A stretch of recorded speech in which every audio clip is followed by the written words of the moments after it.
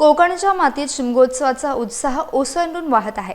चिपळूण तालुक्यातील तुरंबव गावात देखील हा सण पारंपरिक पद्धतीने साजरा झाला। गुहागरचे आमदार आणि शिवसेना नेते भास्कर जाधव यांनी दरवर्षीप्रमाणे आपल्या गावी या उत्सवात उत्साहाने सहभाग घेतला। यावेळी त्यांनी ग्रामदेवता श्री शारदा देवीची पालखी स्वतःच्या खांद्यावर घेऊन ग्रामस्थांसोबत ठेका धरला। भास्कर जाधव यांनी पालखी नाचवल्याने संपूर्ण गावात उत्साहाचे वातावरण निर्माण झाले होते। या सोहळ्यात त्यांचे चिरंजीव आणि माजी जिल्हा परिषद अध्यक्ष विक्रांत जाधव यांच्यासह कुटुंबातील समीर, योगेश, सिद्धेश आणि सुहास जाधव यांनी देखील उपस्थिती लावली होती। कोकणात होळी आणि शिमगा म्हणजे परंपरेचा मोठा वारसा मानला जातो। याच परंपरेचे जतन करत भास्कर जाधव यांनी लोकप्रतिनिधी असूनही सामान्यांमध्ये मिसळून हा आनंद लुटलाय। ग्रामस्थांनीही आपल्या नेत्याला अशाच उत्साही रूपात पाहून समाधान व्यक्त केले। यावेळी ग्रामस्थांच्या चेहऱ्यावरील आनंद ओसंडून वाहत होता। कोकणातील या भक्तिमय सोहळ्याची सध्या सर्वत्र चर्चा होती आहे।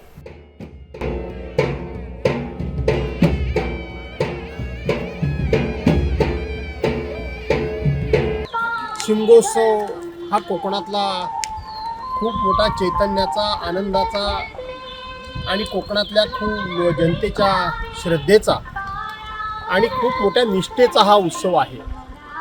गावागावामध्ये जी ग्रामदैवत आहेत त्या ग्रामदैवतांच्या पालख्या बाहेर पडतात आणि या होळी सणाच्या निमित्तानं त्या पालख्या नाचवण्याचं काम, ढोल ताशाच्या गजरामध्ये त्या नाचवणं, आनंदोत्सव साजरा करणं आणि त्याचबरोबर होम लावणं म्हणजे मोठी होळी लावणं अशी परंपरा अनेक वर्षापासून या कोकणामध्ये आहे। या परंपरेला अनन्यसाधारण असं एक महत्त्व आहे। या परंपरेतून गावातली सगळी मंडळी एकत्र येतात। लहान थोर मोठे, ऊच नीच अशा प्रकारचा कुठलाही भेदभाव न ठेवता सगळे लोक या देवीच्या दरबारामध्ये, प्रांगणामध्ये आपले मानपान, आपली पोझिशन विसरून या ग्रामदैवताच्या पुढे तल्लीन होतात।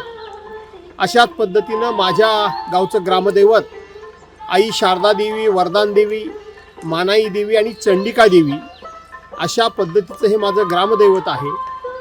पिढ्यानपिढ्या आम्ही मंडळी या शिमगोत्सवाला गावामध्ये येत असतो। त्याच पद्धतीनं नवरात्र उत्सवाला देखील गावामध्ये येत असतो।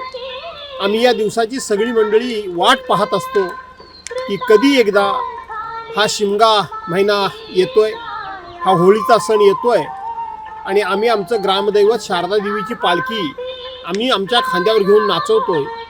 याकरता म्हणून आम्ही खूप आसुसलेले असतो। आम्ही खूप श्रद्धेने या गोष्टीची वाट बघत असतो। तो आजचा दिवस हा कोकणामध्ये सर्वांच्या दृष्टीनं खूप मोठा आनंदाचा सण आहे। या सणाच्या निमित्तानं समस्त महाराष्ट्रातल्या जनतेला आणि कोकणवासियांना मी शुभेच्छा देतो।